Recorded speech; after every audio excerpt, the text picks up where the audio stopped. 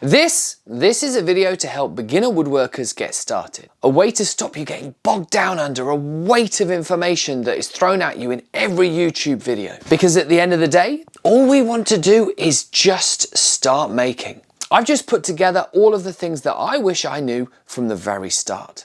And I've done it in the order of a build. Because the last thing that I want anybody to feel is that woodworking is just too difficult to get started in. Because it's not. But let's say you're about to start your project.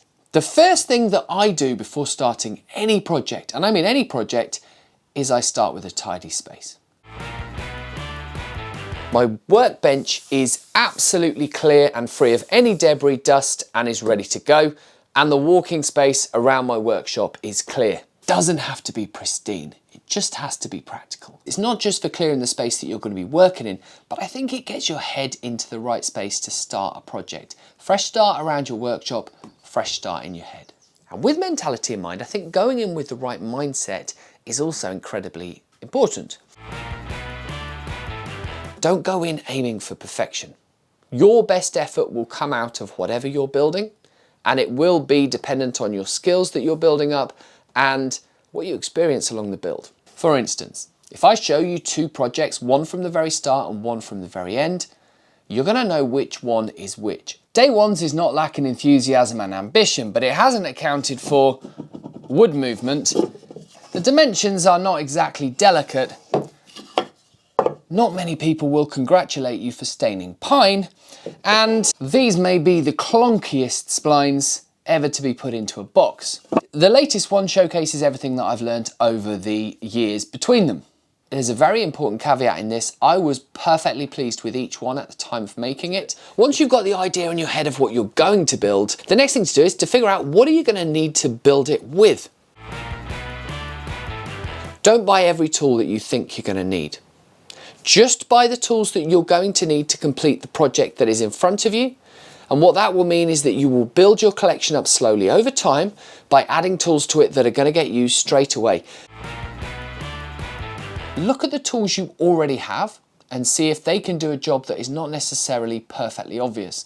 This is very roughly all of the tools I used for this box. Now, this is the only tool I used to make this. You'll be amazed what you can do with very, very little. When I first started out, I wanted to use mitered corners on boxes, and without a table saw, that's really hard. But this is the first box I ever made, and it's got mitered corners on it. They're snug, they're tight, and it was all done just by angling a circular saw. So it is possible to do more with what you've got than you may expect. Here's another bit of advice that I was given that's going to split people. Buy once, cry once. Implying basically buy the most expensive tool as opposed to a cheaper tool because you won't have to replace it or it'll do a better job. This isn't necessarily true. In my honest opinion, it depends on the tool, it depends on you, and it depends on what you're making. Let me explain. Clamps. Buy once, cry once. The very bottom end of the cheapest clamps eventually will let you down. These aren't exactly the most expensive, but they won't let you down. If there's a tool you know you're going to use a lot and it relies on engineering, buy once, cry once. Sandpaper. If it's going to save you time on the worst bit of woodworking, sanding, buy once, cry once. It's worth it. There are also many, many tools that you'll only use once or twice every now and then that you do not need to spend a fortune on. There are times that I will go to AliExpress and I will buy the aluminium ones for a couple of quid because I don't do a huge amount of dovetailing and I don't do a huge amount of marking work that needs them. A couple of clamping squares, plastic. Sometimes there are some cheap little gems out there. As I said, I don't do a lot of dovetailing, so there's no point spending £100 on a coping saw or a fret saw when a couple of pounds for the 1 or 2 times a year I'm going to use it is absolutely fine. While you're getting started, spend the money on the important things. Every woodworker, in my opinion, should get themselves a battered old number 4 plane and do it up. Learn its parts, learn the intricacies of it while you're fixing it up, and then have a hand plane that's cost you maybe £15 or £20 and works absolutely perfectly. Doing that will teach you the anatomy of it and will make you a better woodworker. This is possibly the best tool you can buy at the very start, and it's not very expensive. Once you know you've got enough tools, the next thing to do is to plan out what you're going to build.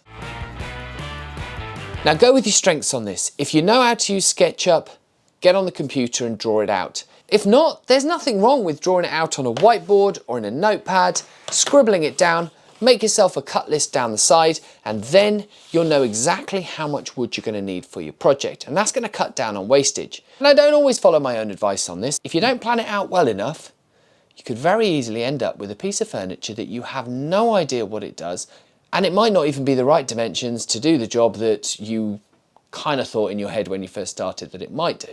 And don't worry, we are nearly at the stage where you can pick up a tool for your project, but the last thing you need to decide on is the wood you're going to use. The first thing that I'm going to say is you don't need to be a wood snob. And what I mean by that is you just need to use what you can afford for the project you're doing and actually what works best for that project, because one wood won't work for everything. You have to take into account a lot of factors along the way, and a few things that you need to consider when you're choosing the wood will depend on a lot of things such as your budget and your build. For instance, you could pick pallet wood, which will come free but with a lot of work. You could choose plywood, which is less work but isn't attractive for certain tasks, but is very practical for other tasks like cabinets. Or you could go with a beautiful hardwood, which is potentially going to give you the nicest finish, but is going to be harder to work with and less appropriate for things like cabinets because of cost, etc. One thing that I didn't consider right at the start is that actually the wood type you choose could affect the joinery method that will best suit the aesthetics of the finished product. For instance, a darker wood like sapele may not look as good with these rebated corners because you see a lot of the very dark, very dense end grain. You may not think that's a problem with oak because it has a far more attractive end grain. But if it is a problem with all of the wood that you choose, go for a mitered corner because then you'll never see the end grain. And then let the wood guide you. Sounds a little bit hippie if you like, but if you look at your piece of wood, it will tell you what it's suitable for and what it's capable of doing. Now, a sheet of plywood isn't going to tell you very much. It's good for a cabinet, it's good for making boxes, good for French cleat storage, stuff like this. You don't have to worry too much about blemishes, but if you pull out a piece of pine and look down it and it's slightly curved, it's got knots in it, it's got blemishes, you need to work around them. For instance, the more curved a board is, the shorter the pieces are going to have to be that it's used for. The more knots there are, the more bits you're going to have to lose, unless you want to use those knots as features, or you're going to end up painting the wood. So you're planned, prepared and ready to go, and now's the time to start making. What I wish I'd been told, before you start making, the thing to take into account first, safety. We're all human and we all get complacent. And the thing that I do before every single build is that I make a deal with myself. And the deal is I am not going to rush, and I'm not going to cut safety corners. Because it's far too easy to say, I'm in a bit too much of a rush to put my earplugs in, or eye defenders, or dust mask. It's just one cut. We all say these things and these go through our heads on every single build, no matter how experienced you are or not. Doing it once is forgiving yourself to do it many times in the future, giving yourself that excuse. I wish someone had told me at the start that my body, my lungs, my health are far more important than the results that I achieve within this workshop, and they always will be. We talked a few minutes ago about plans. While you're building, you might find times where that needs to be adapted. It's not a failure if you move away from the original plan. Now, I'm not talking about if you're making cabinets for a kitchen and suddenly it looks better if it's a foot wider. It's not going to fit in. If you're making something creative, a box, a piece of furniture, a chair, a table, and while you're building it, it doesn't look right. Some of the best woodworkers that I've ever seen are honest during the process with themselves and will adapt as they go. This is one of the most talked about tips, if you like, across the board, and it's such a simple one. Have at least 5 or 6 tape measures within your workshop. However, for each stage of that project that affects any other stage during the project, measure with 1. Because not all tape measures are exactly the same. I mean, you can see from this very crude test that just setting up 4 tape measures and drawing a line from 15 centimeters on one to 15 centimeters on the other leaves a gap of at least 3 or 4 mil on the 2 in the middle. So if you can imagine, if you take one of these tape measures and have it by your table saw and you're measuring your cuts with that, and the other one is measuring from the piece you're making, these errors are just going to keep compounding until the last bits you fit in are going to be way off. And this is not something that I took on from the very start, and I wish I had. If you've made a cut list at the start and you just cut all of those pieces in one hit and then try and put them all together, there's a chance that some of the pieces, the more internal pieces for instance, are going to be slightly out. Build in the right order, but measure from what you've built. Sneak up on the perfect fit. So even if you have to cut 2 or 3 times from longer nibbling bits off, that will be far better than undercutting and trying to find another piece of wood that will then go in that space because you've cut too much off. And I'm going to use the same hippie sounding phrase that I used at the start. Let the wood guide you.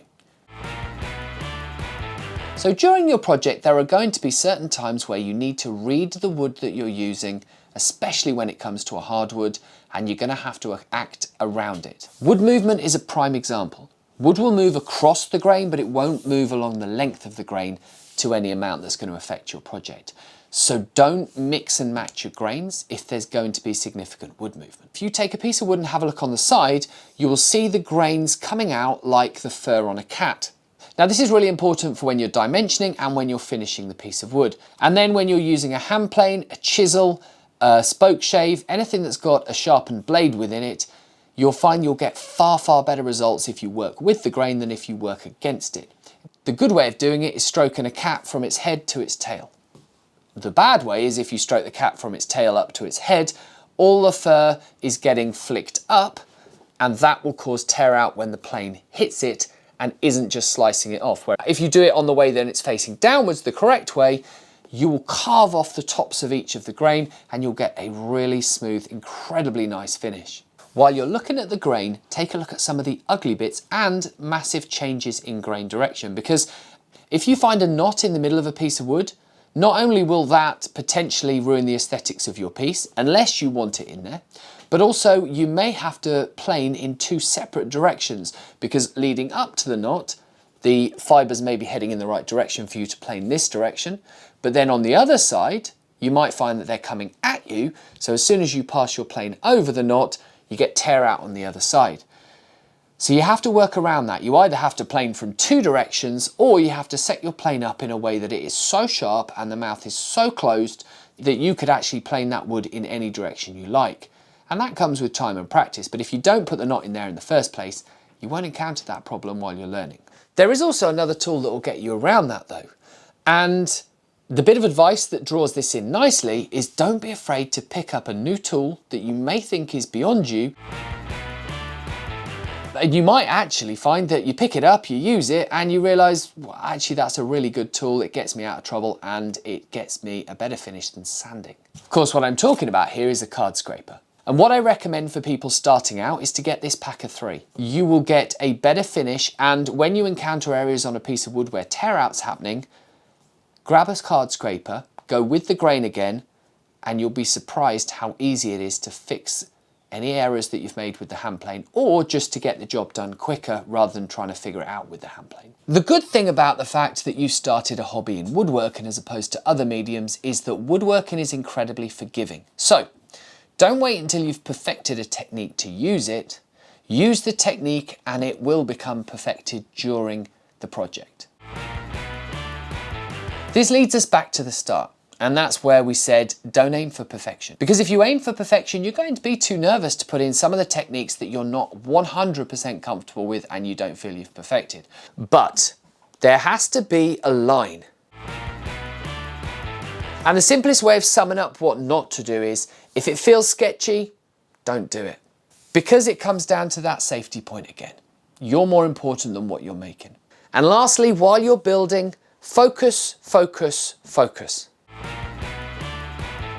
Anything that distracts you in the workshop shouldn't be in the workshop. If you have to send 50 boards through the table saw to clean up one edge on them and it is the identical movement each time, take a break after every 10. Take a break when you feel like your mind's starting to wander and you're starting to cut corners.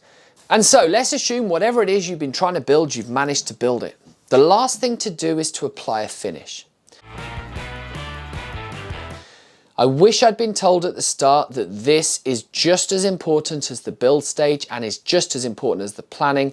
It is a third of your project. And for that reason, it's really important to pick a finish that you're comfortable with. If you don't have room to have a full spray booth within your workshop and you haven't got outdoor space to do it, choose a different finish. Choose an oil-based finish, something like Osmo oil, that's really easy to apply, doesn't need a lot of space, and can be easily cleaned up afterwards.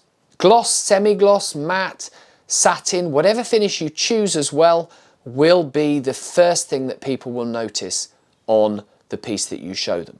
So pick wisely.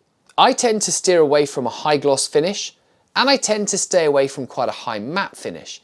I sit in that middle ground where satin and semi-gloss tend to work quite well for 90% of what I'm doing. But if I want a nice matte finish, I'll use a tung oil, or if I want to go for a shinier finish, I'll use a spray lacquer.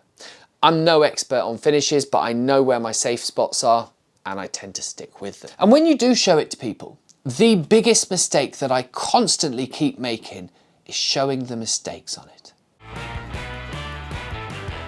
They won't see it. 90% of people you're going to show your work to will look at it and will think that it is witchcraft that you can turn a board into what you've just made. Be kind to yourself. What you've just made is the best thing that you could possibly have made in the position you are in right now in the circumstances of that build. So be proud of it. And for the 5 or 10% of people that you show it to who can make it, know how it's made, I firmly believe that they have a duty to raise you up. And if you're showing it to anybody experienced and they're doing anything other than either constructive criticism or positive reinforcement, don't show them any more of your work. With that in mind, find a safe space to show your work off and to ask your questions. Facebook, I'm pointing at you right now. If you ever have to type at the start of a post, please be kind, this is my first project, or please be kind, I want to ask this question, take yourself out of that group, because there are many places online that will give you the answers to your questions, will support you and will encourage you. And that is what you need when you are putting everything you've got into a project. If you want final proof on this exact fact, look through any of the videos on my channel. When you take a look at the videos, take a look down into the comments and you will see makers and YouTubers alike all offer an amazing amount of uplifting help, compliments and constructive criticism, delivered in the right way by the right people. And as an added tip, if you're looking for your next YouTube channel to watch, you're going to find a channel in there that is offering up kind advice, and I guarantee that if you go and watch their videos, you're going to find much of the same. I hope for those of you that didn't know a lot of this advice, it's helpful, and for those of you who do, if you can offer anything else up, pop it down in the comments here for the next people to watch. If you like these types of beginner videos, you will love that one. Thank you so much for watching. I'll see you over there.